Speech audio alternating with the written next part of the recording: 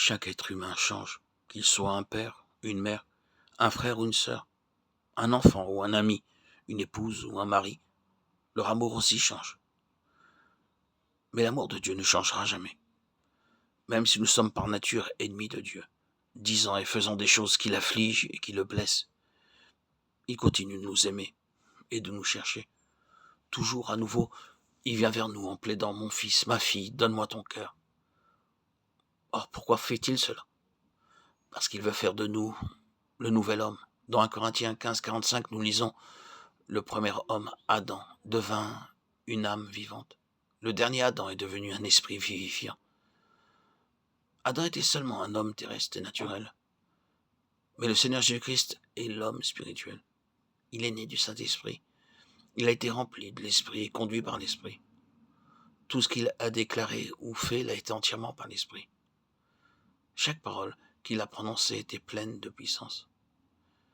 Bien que le premier homme vécut 930 ans, il n'était qu'un homme terrestre avec un corps d'argile. Mais le Seigneur Jésus est le Seigneur venu du ciel. Son corps n'a pas connu la corruption. Il ne se dégageait aucune odeur nauséabonde du sépulcre dans lequel son corps avait été placé. Il sortit du tombeau avec un corps glorifié. Dans 1 Corinthiens 15, le Seigneur Jésus est appelé le dernier Adam, l'Esprit vivifiant, au verset 45. Le second homme, le Seigneur venu du ciel, verset 47, et l'homme céleste, verset 48.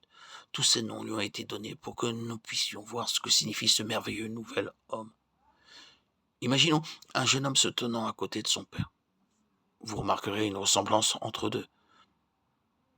Alors imaginez son grand-père et ainsi de suite jusqu'à Adam, ensemble côte à côte.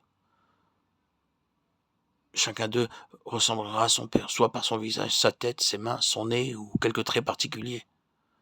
Nous avons tous quelque chose en commun avec le premier homme, Adam.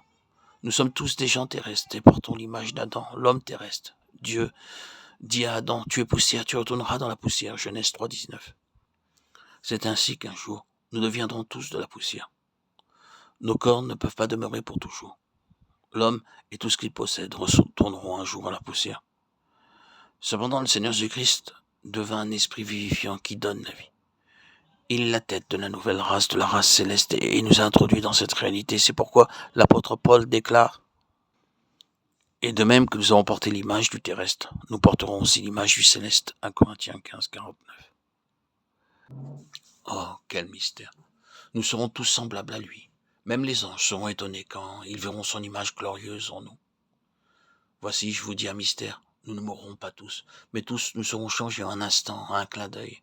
À la dernière trompette, la trompette sonnera et les morts ressusciteront incorruptibles et nous serons changés. 1 Corinthiens 15, 51, 52.